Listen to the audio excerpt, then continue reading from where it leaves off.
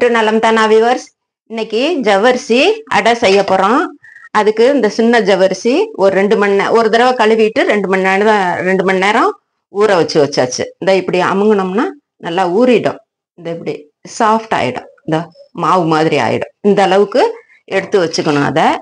அதுக்கப்புறம் ஒரு கப்புக்கு கால் கப்பை விட கொஞ்சம் கூட, நான் அரை கப்பு தான் போட்டிருக்கேன்.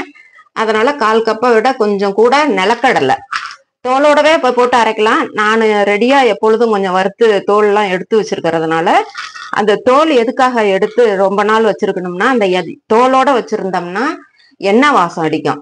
அதுக்காக தான் நம்ம கடலையை வறுத்துட்டு அந்த தோலை எடுத்துட்டு வச்சோம்னா ஒரு 5 நாளைக்கு கூட நல்லா இருக்கும். அந்த எண்ணெய் வாசம், சிக்கு வாசம்னு சொல்லுவோமே, அது இருக்கவே இருக்காது. அதனால நான் எப்பொழுதும் இது வச்சிருக்கிறதுனால தோலை எடுத்துட்டு இதை 1/4 கப்பு எடுத்து வச்சிருக்கிறேன்.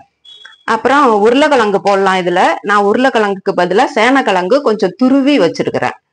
இப்ப இதெல்லாம் கலக்கிறதுக்கு அப்புறம் பார்க்கலாம். இதை முதல்ல இதை பொடி பண்ணிட்டு இதை அரைச்சிக்கிட்டு வந்து காமிக்கிறேன்.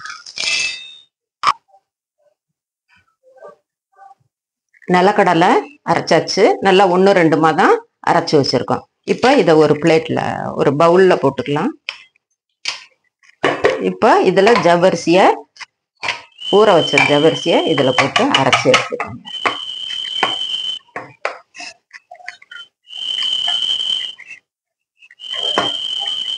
இதை அரைப்படாட்டி கொஞ்சமா தண்ணி ஊத்தி இந்த நல்லா நைஸா அரைப்பட்டுருச்சு பாருங்க. நல்லா ஊறி இருக்கிறதுனால அரைப்பட்டுருச்சு. இத இந்த பவுல்ல சேர்த்துக்கலாம்.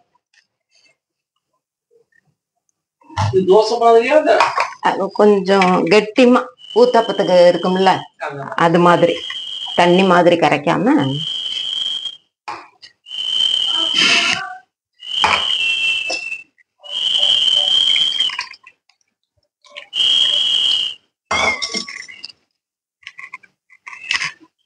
தண்ணி ரெடியா வச்சுக்கலாம். அப்புறம் திக்னஸ் தகுந்தாப்புல இதை ஊத்திக்க வேண்டியதுதான்.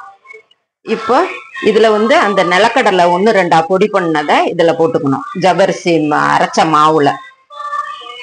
அப்புறம் உருளைக்கிழங்க இது மாதிரி நல்லா துருவி கழுவிட்டு புளிஞ்சு போட்டுக்கணும். நான் அதுக்கு பதிலா சேனக்கிழங்கு போட்டிருக்கேன். இது பச்சை மிளகாய், ஒரு 2 பச்சை மிளகாய் பொடியா அரிஞ்சு, கொத்தமல்லி, கருவேப்பிலை இதுல போட்டாச்சு. இப்போ இதுல ஜீரக பொடி கொஞ்சம்,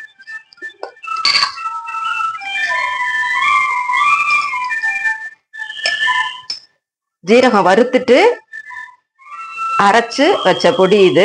இது ஒரு சின்ன ஸ்பூனு, 1 ஸ்பூன், 1 கப்புக்கு 1 ஸ்பூன் போட்டுக்கலாம். அப்புறம் இஞ்சி துருவுனது கொஞ்சம் போடணும். இதுக்கு தகுந்த உப்பு, ரொம்ப இழுக்காத உப்பு பார்த்துக்கிட்டு போட்டுக்கலாம். கொஞ்சம் தயிர், இந்த ஒரு சாப்பிட்றப்ப டேஸ்ட் கொடுக்கும். அதுக்காக தயிர் ஒரு ஸ்பூன், டேபிள் ஸ்பூன்ல ஒரு 1 டேபிள் ஸ்பூன். இது சின்னதுனால 2 தடவை. இதுல இஞ்சி போடலாம். நான் பெருங்காயம் போடுறேன். இதுல இஞ்சியும் போட்டுக்கலாம். ஆமா, இவ்வளவுதான். இதுல இப்ப இதுல கலந்துக்கணும். நல்லா பொறுமையா வேக விட்டு ஒரு 2 நிமிஷம் ஒரு பக்கம். இந்த கொஞ்சம் கெட்டிமா தான் இருக்குது, தண்ணி கொஞ்சம் கலந்துக்கலாம்.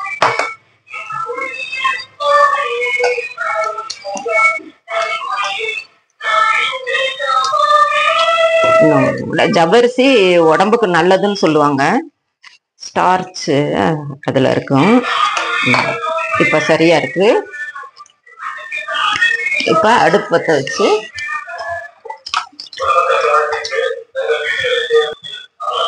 இதுல கொஞ்சம் நல்லா ஒரு டேபிள் ஸ்பூன் எண்ணெய் ஊற்றி நல்லா பேன் கூட வச்சுக்கலாம். இதுல நான் தோசைக்கல்ல ஊத்துறேன். பேன்ல வச்சு அதுல எண்ணெய் 1 ஸ்பூன் நல்லா ஊற்றி காஞ்சதுக்கு அப்புறமேலே இதை எடுத்து ஊற்றணும்.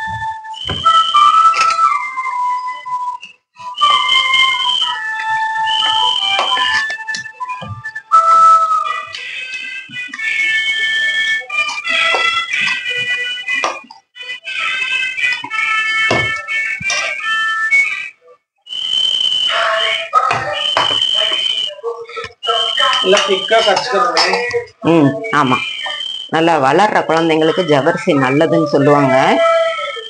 இது நல்ல டேஸ்டாக இருக்கும் சாப்பிட்றதுக்கு. நல்லா சாஸ் தொட்டு சாப்பிட்லாம், தயிரில் சர்க்கரை போட்டு சாப்பிட்லாம், தயிரில் வெங்காயம் போட்டு தொட்டு சாப்பிட்லாம், சட்னி கூட வேணுமா தொட்டு சாப்பிட்டுக்கலாம்.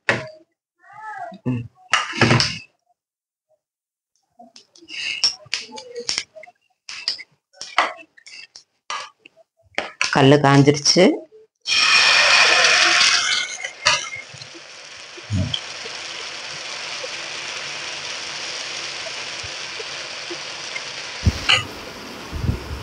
கல் காஞ்சிருச்சு. நீங்கள் இப்போ ஊற்றியாச்சு பாருங்கள். திருப்பி போட்டாச்சு. திருப்பி போட்டோன்னே நல்லா எப்படி வருது பாருங்கள். சூப்பராக இருக்குது பாருங்கள்.